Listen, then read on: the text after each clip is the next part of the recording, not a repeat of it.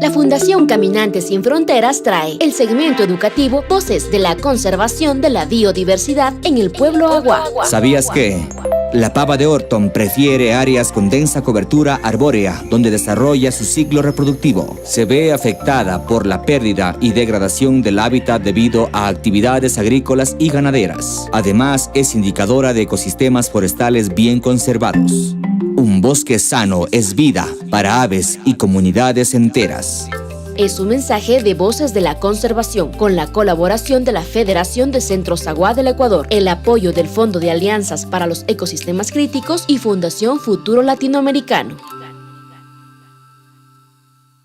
Fundación Caminantes Sin Frontera Karamdi Urusa Kamdamisa Pitpara Kuyagin Swashpa Puebla Wagin Pinatkis Kuingwane Purami Ankat Senggamat Manaswaka Wiamdi Kara Ayamdi Ane Kashimdi Manas Pengajil Tanyagiamdi Mamas Kalsatki Ane Wagara Kawiranai Kara Wana Piparus Kara Kainamdi Punawat Kuidagiamat Swashpara Masenggalwate Kagin Indui Chichurusa Kara Comunidad Tusa Ane masakainami pitpara kuiragi nyen waindu fecaigasa cara que waindu Fondo de Alianzas para los Ecosistemas Críticos cara Fundación Futuro Latinoamericano.